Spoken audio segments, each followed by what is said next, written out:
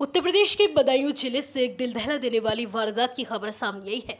यहाँ एक पति ने अपनी पत्नी की सिर्फ इसलिए हत्या कर दी क्योंकि वह उसे ताने मारा करती थी। दोनों की शादी को 4 साल का वक्त गुजर गया था, लेकिन उनके कोई औलाद नहीं थी। पत्नी इसका जिम्मेदार अपने पति को ही मानती थी और उसे प्रेग्नेंट न कर पाने का ताना दिया करती थी। बस इसी बात से खुन्नस खाकर पति ने गूगल पर पत्नी को मारने के तरीके ढूंढने शुरू किए और फिर एक खौफनाक वारदात को अंजाम दे डाला। इसके लिए पति ने एक सॉलिड कहानी भी तैयार की, लेकिन वह पुलिस के आगे न चल सकी और 24 घंटे के अंदर ही पुलिस ने इस पूरी वारदात का खुलासा कर दिया। दरअसल मंगलवार की सुबह उझानी कोतवाली पुलिस को सूचना मिली कि एक महिला की हत्या करके उससे 42,000 रुपए लूटे गए हैं। सूचना महिला के पति सरताज ने ही दी थी। सरताज का कहना था कि 4 बदमाशों ने इस घटना को अंजाम दिया है। सरताज को भी हल्की चोटें हाथों में आई थी। पुलिस ने सरताज का इलाज कराया। सरताज ने पुलिस को कहानी सुनाई कि वह दिल्ली से अपने घर के लिए बस में सवार हुए थे।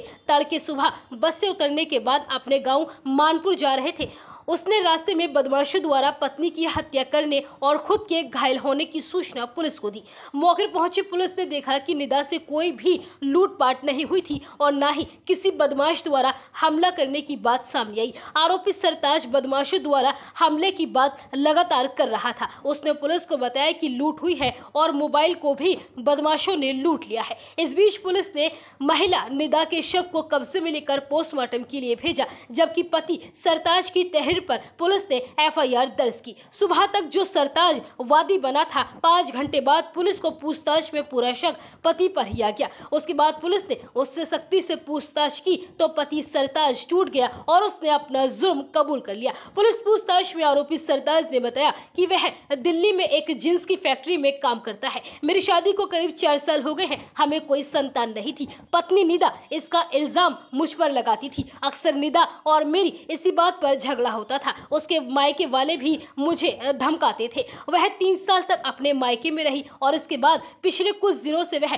दिल्ली में मेरे साथ रहने लगी थी। वहां भी हम लोगों का अक्सर झगड़ा होता रहता था, इसलिए मैंने उसकी हत्या करने की ही साजिश रची। पूछताछ में आगे सरताज ने पुलिस को बताया कि निदा उसे रोजाने ताने देती थी कि उससे एक बच्चा पैदा नहीं किया जा रहा। निदा ने उसे बेइज्जत करने में कोई कसर नहीं छोड़ रखी थी। धमकी देती थी कि वह उसे और उसके परिवार वालों को जेल भेजवा देगी। इसके लिए वह बेहद गंदे शब्दों का प्रयोग करती थी। जबकि शादी के बाद 3 साल तक तो वह अपने मायके में रही। इसके साथ महज पिछले 1 साल से वह दिल्ली में रघुवीर नगर में रह रही थी। इतना ही नहीं, उसके परिवार वाले भी उसे अपमानित किया करते थे। सरताज ने बताया कि सोमवार रात 10 बजे मैं और निदा दिल्ली से रोडवेज बस में बैठकर बदायूं के लिए रवाना हुए। इससे पहले ही दिल्ली से उसने एक स्टील का चाकू और सर्जिकल दस्ताना खरीद लिया था। रास्ते में चुपचाप निदा का मोबाइल उसके पर्स से निकालकर बस में ही फेंक दिया और बस से उतरने के बाद मंगलवार सुबह करीब 4 बजे